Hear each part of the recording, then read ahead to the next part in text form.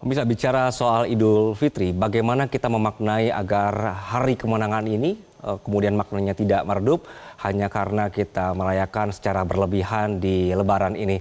Sudah bergabung bersama kami untuk membahasnya ada Ustadz Sobih Adnan Khodimul Ma'haz Pondok Pesantren dari Ketitang Cirebon. Selamat siang, Assalamualaikum Pak Ustadz. Waalaikumsalam, selamat siang. Ya, Pak Ustadz, kita selalu mendengar Idul Fitri ini kemenangan gitu, hari-hari kemenangan. Nah, bagaimana kita memaknai kemenangan ini dengan makna sejati dari Idul Fitri itu sendiri? Terima kasih. Sebelumnya kepada seluruh keluarga besar Metro TV dan pemirsa di rumah, saya ingin mengaturkan selamat Idul Fitri 1446 Hijriah. Taqabbalallahu minna wa minkum. Semoga Allah menerima amal ibadah kita semua. Amin.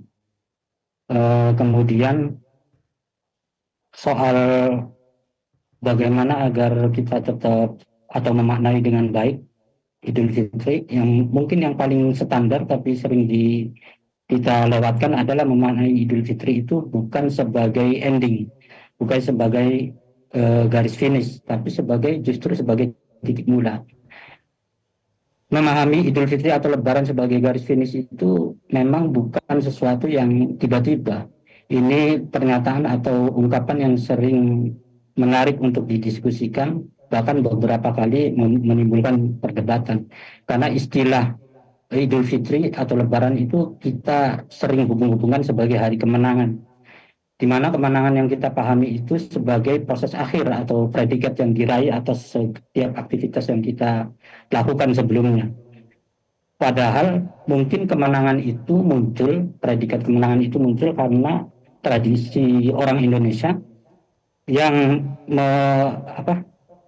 menghadirkan tahniyah atau ucapan Idul Fitri itu dengan minal aidin wal faizin. Mungkin akar perbincangannya dari situ. Al-faizin di situ kan biasanya dimaknai dengan kemenangan. Yang kita sebenarnya harus lebih teliti lagi, lebih diseriusi lagi, terutama sebagai kritik untuk pribadi, kemenangan atas apa, mengalahkan apa gitu kan. Dan kita harus sadar bahwa dari ucapan minal aidin wal faizin juga sebenarnya itu kan di struktur atau disusun dalam bentuk sayyidat doa atau doa. Ada kata, kita jangan lupa ada kata semoga di sana. Semoga kita termasuk orang-orang yang kembali atau orang-orang yang berhasil meraih kemenangan. Jadi semoga, belum tentu menang dan belum terjamin menang.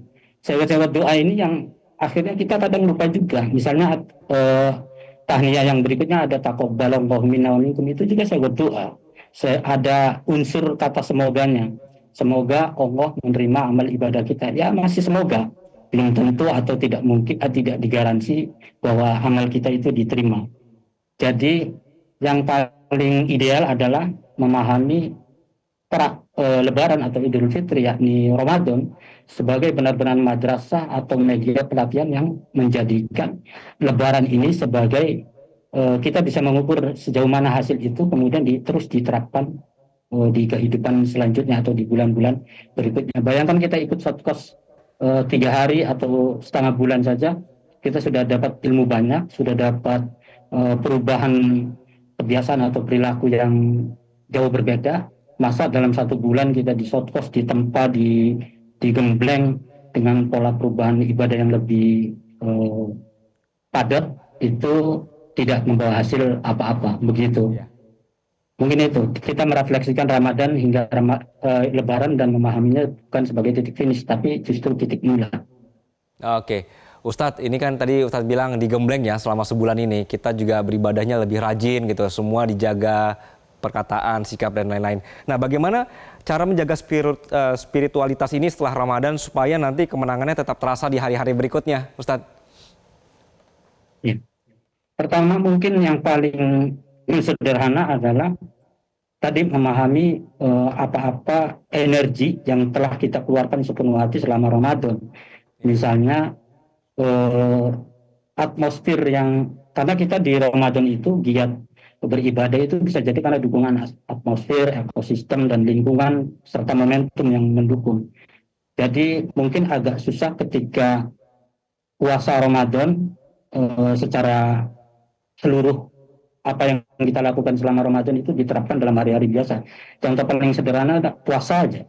Puasa kalau Ramadan ya kita nyaris atau relatif tidak ada tantangan. Mungkin terutama di desa-desa atau di lingkungan yang memang sudah mendukung. Tapi Oke. ketika puasa sunnah itu akan menjadi tantangan yang lebih menarik karena kita harus puasa di tengah lingkungan yang memang tidak mewajibkan untuk menahan haus dan lapar.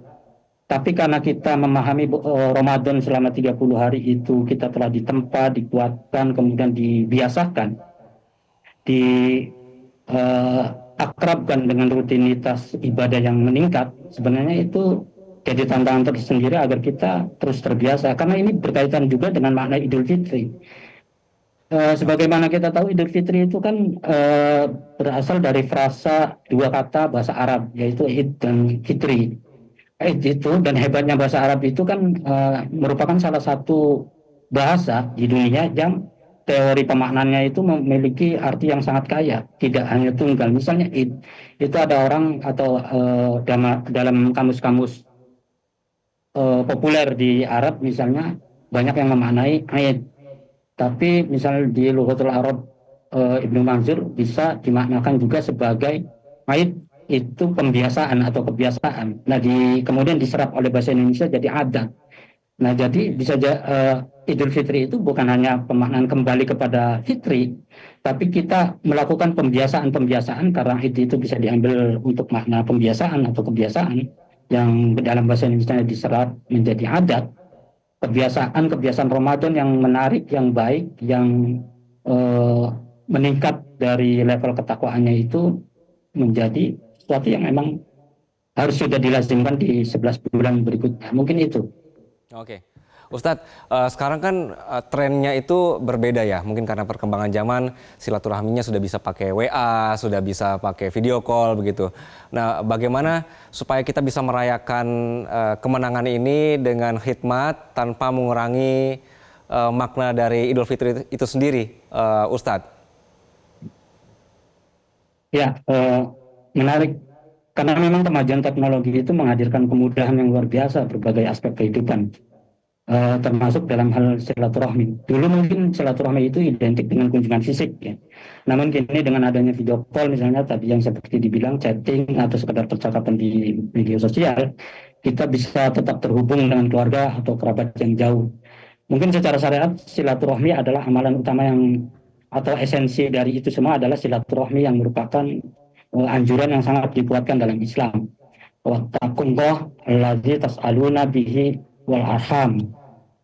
Itu salah satu argumentasi yang banyak dipakai bahwa silaturahmi itu menjadi amanat penting dalam Islam. Nah, dalam ayat tadi itu lafaz al-arham misalnya itu diartikan hubungan keluarga. Itu diposisikan atau dijadikan sebagai bagian dari perintah untuk bertakwa kepada Allah. Ini menunjukkan betapa pentingnya menjaga hubungan silaturahmi dalam Islam. Kemudian terkait dengan bagaimana silaturahmi itu dilakukan, memang Islam menariknya atau baiknya tidak membatasi pada satu cara tertentu.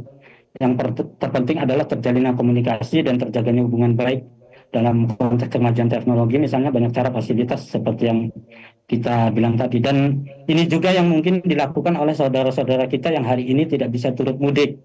Misalnya selaras dengan data Badan Kebijakan Transportasi Kementerian kemarin yang menyebutkan pemudik hari ini turun sekitar 193 juta orang, koreksi kalau salah, ketimbang tahun kemarin. Mungkin itu. Baik. Jadi ada banyak Ya. hal yang bisa diambil karena memang ada saran juga dari Islam.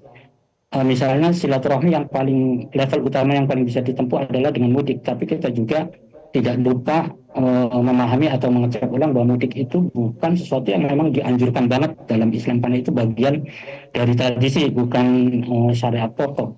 Cuma memang kalau ambil argumentasi dasar bagaimana mudik itu menjadi sesuatu yang tidak hanya berlatar syariat tapi bisa berargumen tidak hanya berdasarkan pada tradisi tapi bisa juga berlandasan syariat, itu bisa Oke. misalnya pada surat Ali Imran itu para ulama menggarisbawahi tradisi mudik itu pada lafaz taqallubal ladzina fil bilad misalnya. kebebasan bergerak itu sebagai bagian dari nikmat Allah, yang Allah juga di ayat itu mewanti-wanti bahwa orang-orang yang tidak takwa atau dalam level tersebut itu kafir, itu kerap terpedaya dalam kenikmatan tersebut. Jadi bagaimana kita, endingnya adalah memaknai segala hal yang kita dapatkan dan akan kita lakukan itu basic syukur, dan mengejar esensi paling intinya itu silaturahmi dengan cara apapun atau fasilitas apapun. Seperti itu. Oke. Cara silaturahminya sudah dipermudah, komunikasinya juga sudah lancar, walaupun jarak jauh begitu ya Ustadz, dan tetap di 2 hari Lebaran ini tetap dipertahankan begitu ya, apa yang sudah digembleng selama sebulan terakhir. Baik, Ustadz terima kasih Ustadz atas perspektifnya di Metro Siang Ustadz. Assalamualaikum warahmatullahi wabarakatuh.